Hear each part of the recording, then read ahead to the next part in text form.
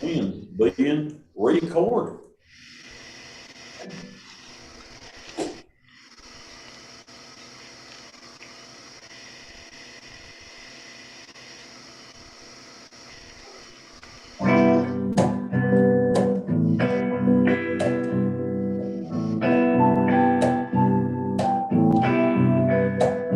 I have awakened in thy shelter, oh my God,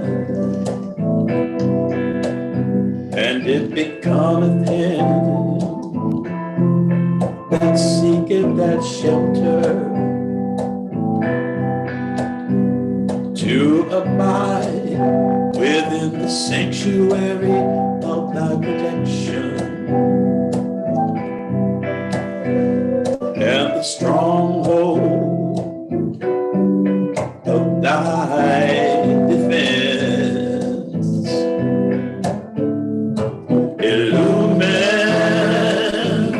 my inner being, oh my Lord, with the splendors of the day spring of thy revelation. Even as thou didst illumine my outer being with the morning light of thy favor.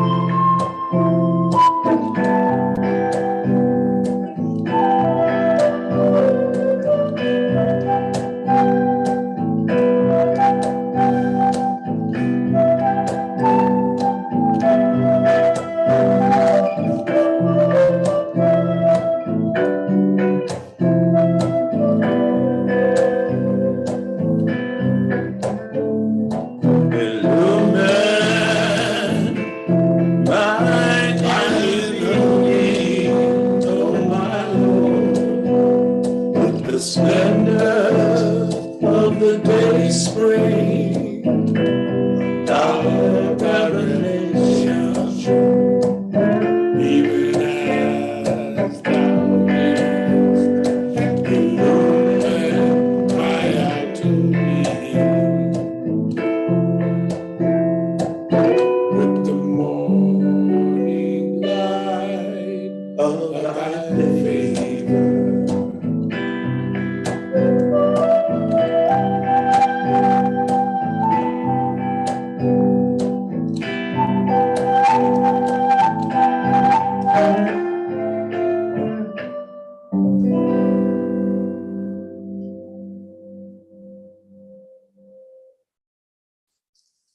Morning, everyone. Good morning there in Facebook land. Hello, everyone in our Zoom stream. How you doing, Kim Bees and Andy and Farah? And I don't know who our host is. I don't know if it's E.T. or Tarnay, but whoever it is behind the big C for Clearwater. Hi there. How you doing today, Daryl? Pretty good. How about you? Doing good. I'm doing okay. The lovely and talented Nini Ha is not with us today. Always a little, always miss her when she's not here. And to the folks that are joining us on Facebook, whether you're joining us when we're actually doing this or later on, we're glad that you're choosing to spend a little time with us. So thanks for coming. And today, sometimes I always feel like, Daryl, if you were gonna give our program, we've been doing this for over 2 years now. Is it over 2 years? Just about, yeah. I think it's over 2 years, man. Maybe. Just slightly, but I think it's over 2 years. Anyway, would you give it a name? What would you give the name of the program? We've never really given it a name. When I posted on Facebook, I just put Sunday Devotions with Daryl King. That's what I put, because my name is over that with top billings. No. Yeah, you've never seen that. Yeah. You've never. Oh, okay. I have. Yeah. But no, I've always wondered if we were going to give this. I don't know what it would be. But we welcome you no matter what you choose to call it. We just think of it as Sunday devotions. But what we're doing today, of course, as usual, we are continuing with the proofs of Baha'u'llah's mission. And we are continuing with the chapter that we started last week, which is chapter 31. It started on page 170. And the name of the chapter is Signs of the Fulfillment of Baha'u'llah's Teachings. Signs of the Fulfillment of Baha'u'llah's Teachings. And I got to tell you, some of these things are, they can evoke joy, but they're also quite chilling in their accuracy and relevancy for today. They're chilling to me. And so we're going to start at the, not at the very top of page 174, but at the top of the passage that begins on page 174. And so, Darrell, and by the way, so glad you're back with us. I forgot to ask you, did you enjoy your day off last week? As a matter of fact, I did. Okay, well, if you please begin. Sure. The great peace towards which people of goodwill throughout the centuries have inclined their hearts, of which seers and poets for countless generations have expressed their vision, and for which from age to age, the sacred scriptures of mankind have constantly held the promise, is now long last within the reach of the nations. For the first time in history, it is possible for everyone to view the entire planet with all its myriad diversified peoples in one perspective. World peace is not only possible, but inevitable. It is the next stage in the evolution of this planet. In the words of one great thinker, the planetization of mankind. Among the favorable signs are the steadily growing strength of the steps towards world order taken initially near the beginning of this century in the creation of the League of Nations, which is no longer, by the way, succeeded by the more broadly based United Nations organization.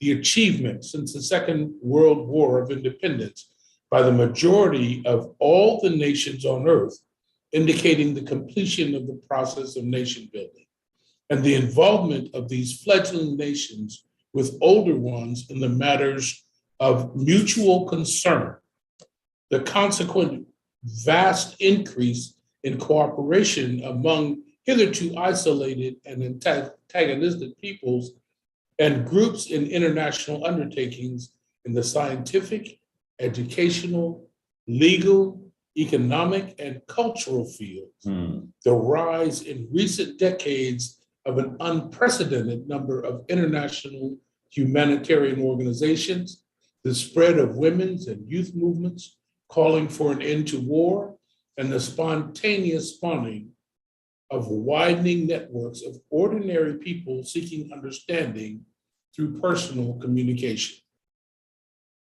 The scientific and technological advances occurring in this unusually blessed century portend a great surge forward in the social evolution of the planet, indicate the means by which the practical problems of humanity may be solved.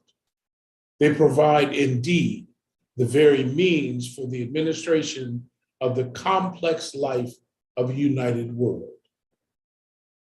Whatever suffering and turmoil the years immediately ahead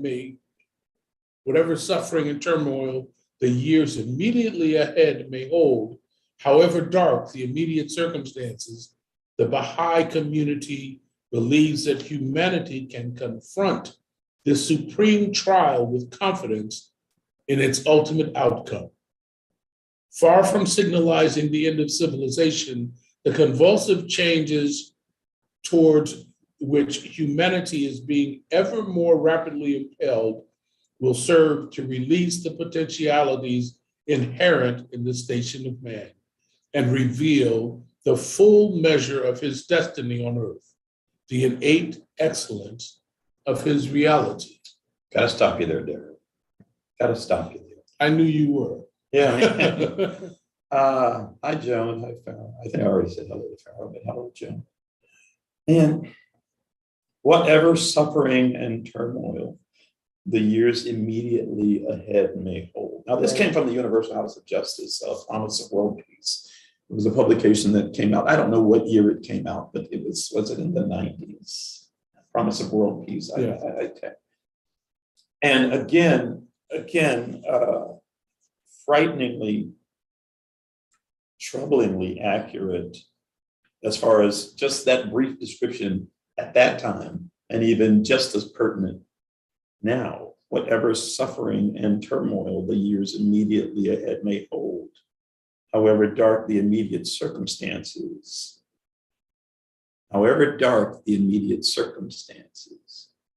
But then it says the Baha'i community believes that humanity can confront this supreme trial with confidence in its ultimate outcome. And it gives us a bit of perspective. It says, far from signalizing the end of civilization, which sometimes it seems like it might be, but far from signalizing the end of civilization, the convulsive changes towards which humanity is being ever more rapidly impelled will have a particular effect. And what will that effect be? It will serve to release the potentialities inherent in the station of man and reveal the full measure of his destiny on earth, the innate excellence of his reality. I just feel that one paragraph in and of itself is so weighty. And while you were reading, it occurred to me that there was a prayer I actually wanted to open up with, and just jumped into the reading and forgot. I would still like to do that. So, and this is a prayer by Abdul Baha. O thou kind Lord, thou hast created all humanity from the same stock. Thou hast decreed that all shall belong to the same household. In thy holy presence, they are all thy servants, and all mankind are sheltered beneath thy tabernacle. All have gathered together at thy table of bounty. All are illumined through the light of thy providence. O God, thou art kind to all. Thou hast provided for all, dost shelter all, conferrest life upon all. Thou hast endowed each and all with talents and faculties, and all are submerged in the ocean of thy mercy. O thou kind Lord, unite all. Let the religions agree and make the nations one, so that they may see each other as one family and the whole earth as one home. May they all live together in perfect harmony. O God, raise aloft the banner of the oneness of mankind. O God, establish the most great peace. Cement thou, O God, the hearts together. O thou kind Father God, gladden our hearts through the fragrance of thy love. Brighten our eyes through the light of thy guidance. Delight our ears with the melody of thy word, and shelter us all in the stronghold of thy providence. Thou art the mighty and powerful. Thou art the forgiving, and thou art the one who overlooketh the shortcomings of all mankind. And this is a prayer by Abdul Baha. It's felt that I really wanted to make sure that we put that in there early, because again, when we juxtapose it against what's going on today, it carries even more meaning. I hate to say more meaning, but it certainly has relevance, as it always does. So please continue.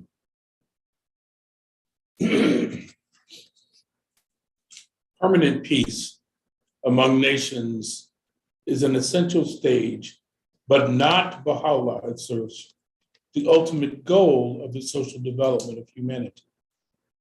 I'm going to say that again. Yes, please. Permanent peace among nations is an essential stage, but not, Baha'u'llah asserts, the ultimate goal of the social development of humanity. Beyond the initial armistice forced upon the world by the fear of nuclear holocaust, beyond the political peace reluctantly entered into by the suspicious rival nations, beyond pragmatic arrangements for security and coexistence, beyond even the many experiments in cooperation which these steps will make possible, lies the crowning goal, the unification of all the peoples of the world in one universal family. This unity, excuse me, this unity is a danger that the nations and peoples of the earth can no longer endure. The consequences are too terrible to contemplate, too obvious to require any demonstration. The well-being of mankind, Baha'u'llah wrote more than a century ago, is its peace and security are attainable or unattainable unless and until its unity is firmly established. In observing that mankind is groaning, is dying to be led to unity, and to terminate its age-long martyrdom, Shoghi Effendi further commented that the unification of the whole of mankind is the hallmark of the stage which human society is now approaching.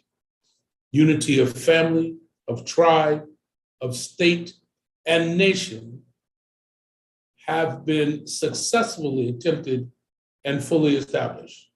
World unity is the goal towards which a harassed humanity is striving. Nation building has come to an end.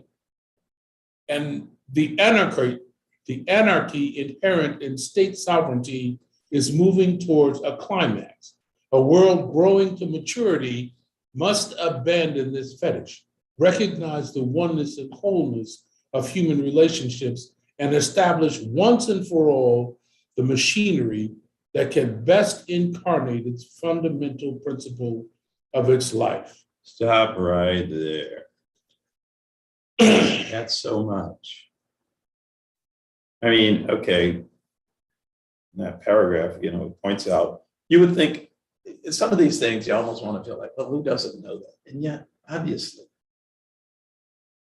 many of us don't. We either don't know it or we don't accept it. Disunity is the first sentence there, the first word. Yeah. Disunity is a danger that the nations and peoples of the earth can no longer endure. We can no longer endure. Baha'u'llah says the well-being of mankind, its peace and security are unattainable unless and until its unity is firmly established. You remember in that early paragraph, it points out that permanent peace is an essential stage, but not the ultimate goal. The ultimate goal is unity. That's right. Pretty hard to have peace without unity. One universal human family. Yeah. And then where is that thing that Shoghi Effendi said? Oh yeah. Mankind is groaning, is dying to be led to unity. And then I love that phrase, and to terminate its age-long martyrdom. When I read through this earlier, for some reason that didn't jump out at me. What's a martyr? Martyr is someone who sacrifices his life for the greater good. Well, that's the way it's supposed to be, sacrificing their life for the greater good. And yet, this is not for the greater good. It's like we're killing ourselves. Maybe that should be full stop. We're killing ourselves. Mankind is groaning, is dying to be led to unity and to terminate its age-long martyrdom. It's like we want this stuff to end, and maybe not enough of us want it yet. Maybe, I don't know. Well, that's Obviously. kind of obvious. Yeah. But you know what? Maybe we're not there. right. Maybe obviously many people want it. We want this stuff to end, but there are enough people with enough power that clearly have other objectives, shall we say. Adam is with us. Good morning, Adam. Good morning. You want to continue, Daryl? Sure. I might have even gotten us right all off track, but it's just that, again, that's another paragraph that to me is just, whoa, referring to mankind, to humankind as martyr, you know, with the word martyrdom, you know, we're allowing ourselves to die for whatever. All contemporary forces of change validate this view. The proofs can be discerned in the many examples already cited of the favorable signs towards world peace in current international movements and developments. The army of men and women drawn from virtually every culture, race, and nation on earth who serve the multifarious agencies of the United Nations represent a planetary civil service whose impressive accomplishments are indicative of the degree of cooperation that can be attained even under discouraging conditions. An urge towards unity, like a spiritual springtime, struggles to express itself through the countless international congresses that bring together people from a vast array of disciplines. It motivates appeals for international projects involving children and youth. Indeed, it is the real source of the remarkable movement towards ecumenism, by which members of historically antagonistic religions and sects seem irresistibly drawn towards one another. Together with the opposing tendency to warfare and self-aggrandizement against which it ceaselessly struggles, the drive towards world unity is one of the dominant, pervasive features of life on the planet during the closing years of the 20th century. I'm gonna stop you there. That's a whole lot of big, that's a whole lot of big words. This is coming from the Universal House of Justice. Again, they're not quoting Shoghi Effendi in this particular case. This is just not here. Yeah. First of all, I like again the fact that they're listing some proofs that, hey, yeah, the time has come for the establishment of peace.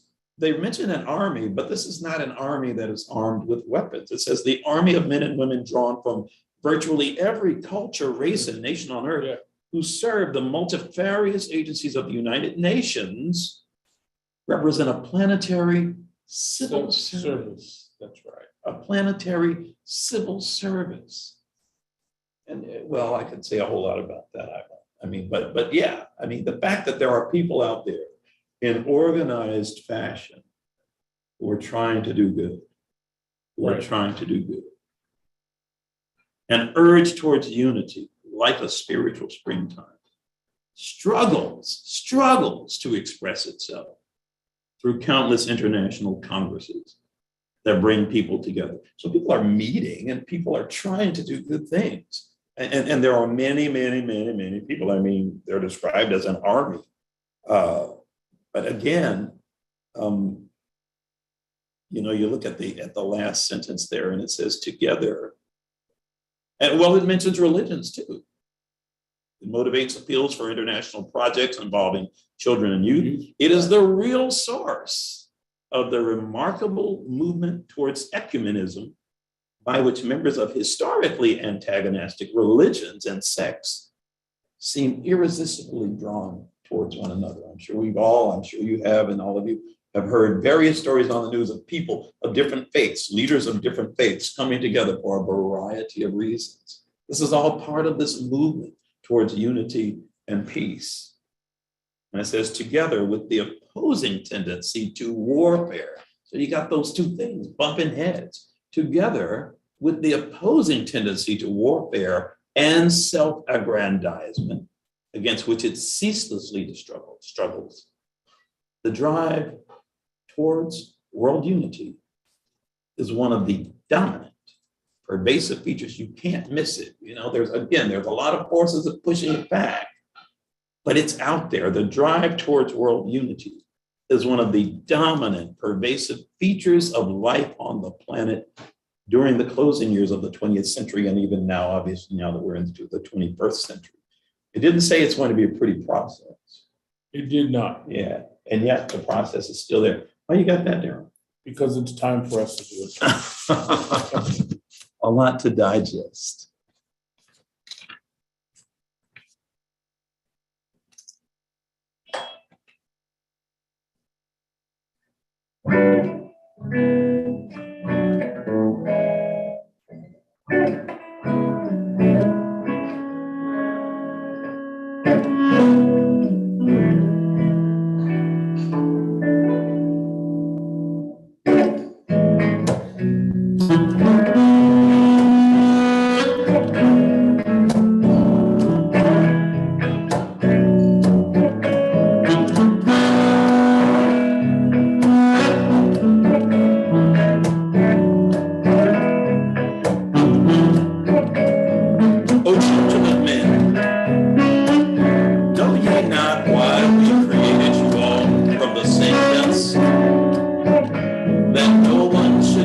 Himself over the other. Ponder at all times in your hearts how you were created.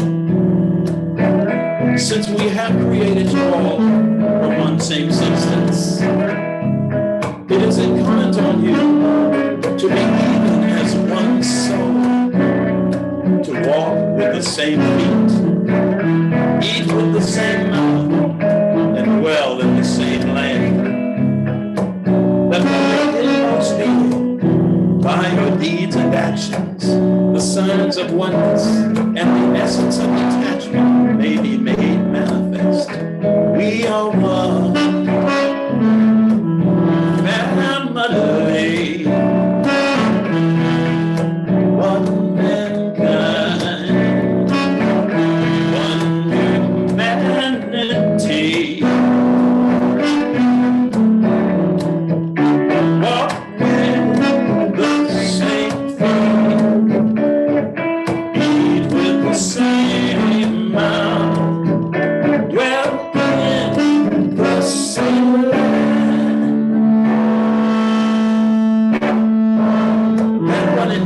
Is a man who today dedicated himself to the service of the entire human race. The great reading saith, blessed and happy is he that arises to promote the best interests of the peoples and kindreds of the earth. In another passage he hath proclaimed, it is not for him to pride himself with loving his own country, but rather for him who loveth the whole world. The earth is but one country, and mankind its citizens. We are one family.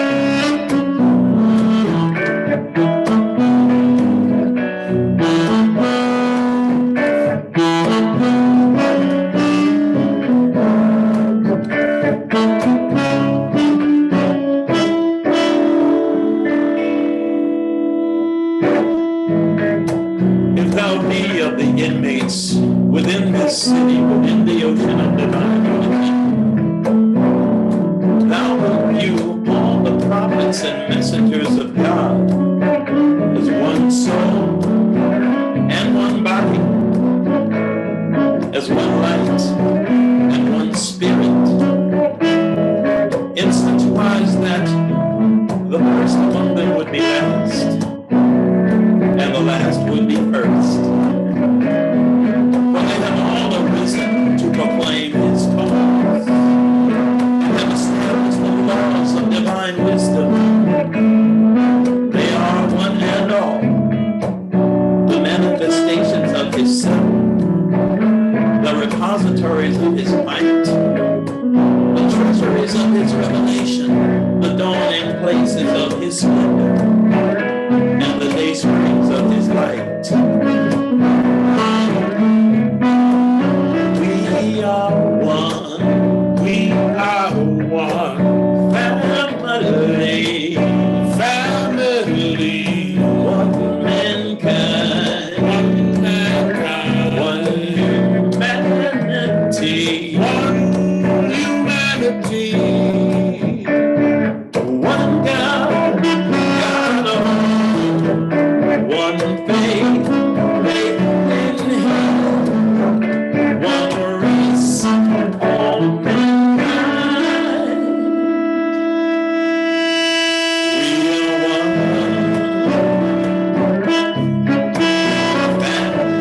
family. We are one family. We are one family.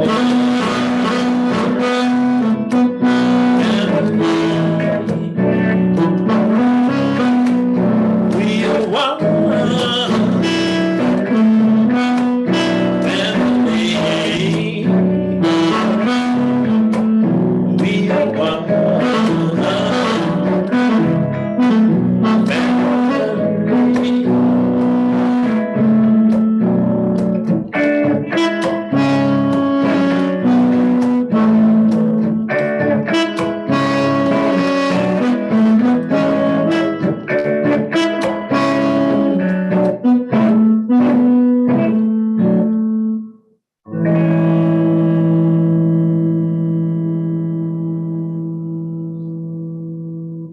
No matter what you see in the news, we are one family.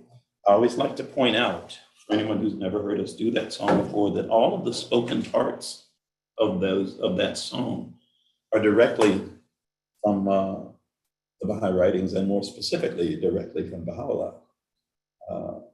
The first one saying that we're all created from the same dust. The second one saying that we dedicate ourselves to the service of the entire human race. And the third one saying that we accept all messengers of God as one soul and one body. I love those words of Baha'u'llah.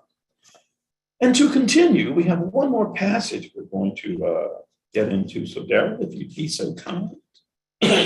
sure. All contemporary forces of change. Oh, I said that. I think it starts with The experience. Yeah.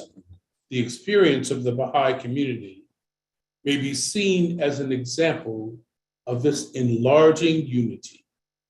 It is a community of some 3 to 4 million people, now over 5 million, drawn from many nations, cultures, classes, and creeds, engaged in a wide range of activities serving the spiritual, social, and economic needs of the peoples of many lands. It is a single social organism, representative of the diversity of the human family, conducting its affairs through a system of commonly accepted consultative principles, and cherishing equally all the great outpourings of divine guidance in human history. Its existence is yet another convincing proof of the practicality of its founder's vision of a united world, another evidence that humanity can live as one global society, equal to whatever challenges its coming age may entail. Mm-hmm. We stand at the threshold of the last decade of this radiant 20th century, facing an immediate future of immense challenges and dazzling prospects. The swiftness of events during the past year is indicative of the acceleration as the 100th anniversary of Baha'u'llah's ascension approaches, of the spiritual forces released within the advent of his revolutionizing mission. It is an acceleration which, in its suddenness and wide transformational impact on social thought and on political entities, has aroused feelings of delight as to its immediate effects and of bewilderment as to its real meaning and destined outcome, prompting the astonished editors of an outstanding newspaper, finding themselves bereft of explanations, to attribute it to the workings of an invisible hand. For the followers of Baha'u'llah throughout the world, there can be no doubt as to the divine source and clear intention of these extraordinary happenings. Let us rejoice, therefore, in the wondrous signs of the beneficence of God's abounding grace. Wow. Let us rejoice, therefore, in the wondrous signs of the beneficence of God's abounding grace. Yeah, man. Wow. Again, it is, I don't know about anyone else, but it's impossible for me to read any of this and not, again, put it up against the backdrop of everything that's going on in the world today. And with all of these wonderful organizations that have been formed, and I'm sure will continue to be formed, and with all of their good intentions, without the eventual acknowledgement and acceptance of the power of God throughout all of this, it's God's hand is at work anyway. We got to accept that. That's just the truth of the matter. But along with that, the acknowledgement of that power can make such a difference. And the acknowledgement of the fact that even with what we see now, basically it's inevitable, just as inevitable as the coming peace, as the establishment of unity. This is just a bump in the road. It's one of those things. All of these things are things that are a part, maybe not a pretty part, but a part of that process as we advance to, maturity.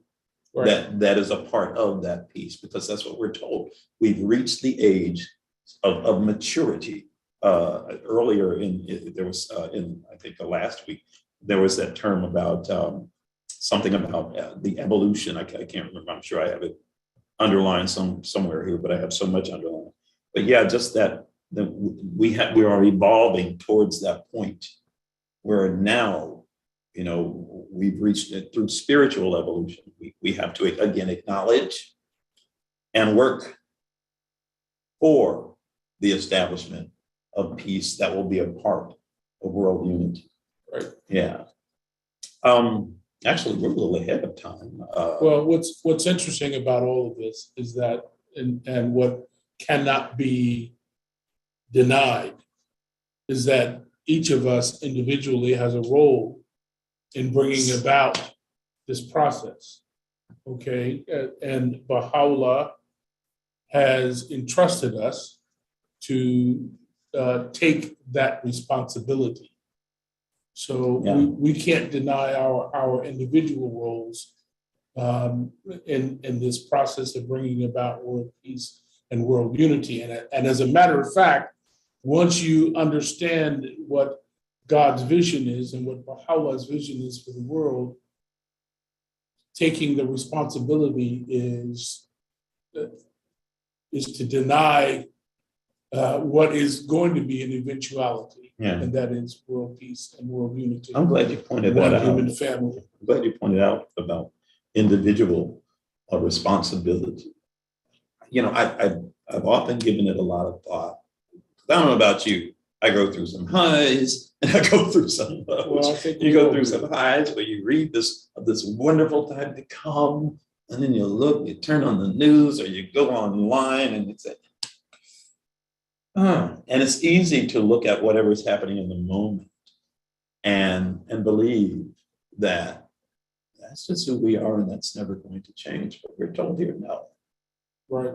No. And we do have a personal responsibility in telling others, as well as trying to live as positive example as we can. But yeah, Exactly. contributing in our own efforts towards peace and love and unity. And you know, I like when the writings, I remember where Abdul Baha actually talked about how patriotism, you know, it's great to be patriotic, but it pales in, you know, it pales when we compare it to love of all mankind. That's right. You know, to seeing the world as one. Where is that line that's in this song? I'm going to read it again.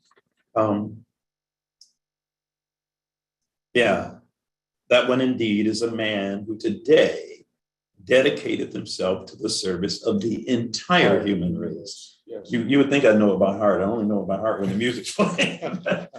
The great being saith, blessed and happy is he that ariseth to promote the best interests of the peoples and kindreds of the earth.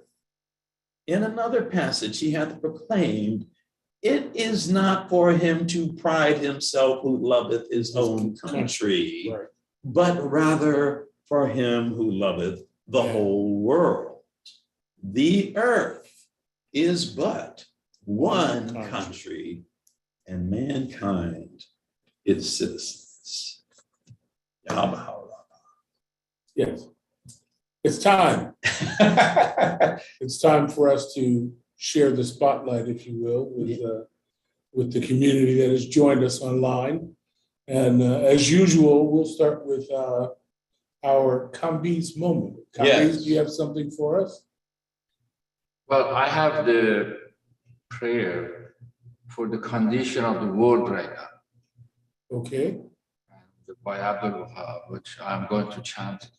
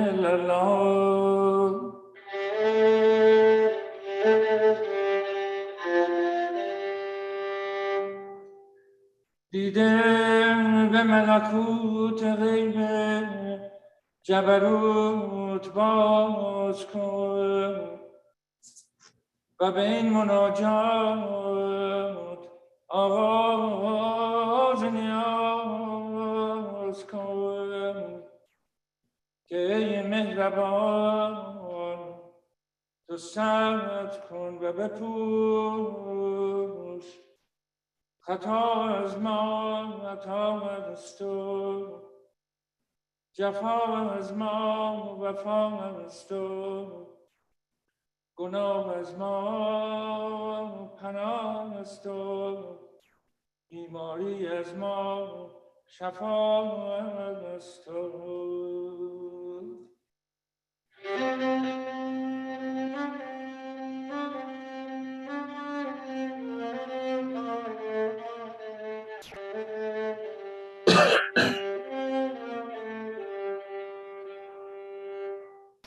بپوش و بیامرز وفا کن پناه ده شفا بخش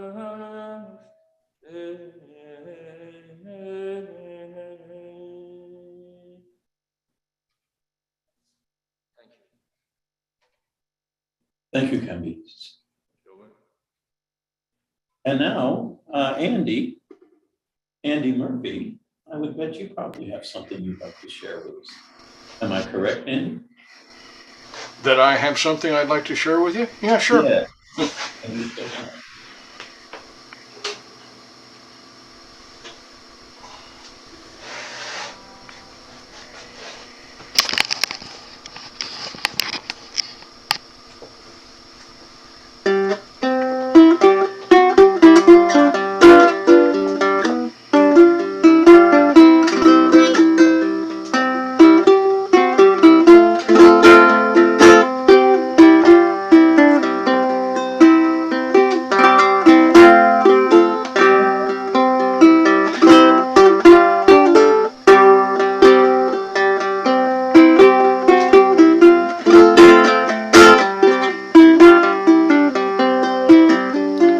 Wind is singing in the mountains, across the valley and the plains. The wind is singing in the air. Let love and unity reign. Let love and unity reign. Let love and unity reign. The wind is singing in the mountains. Let love and unity reign.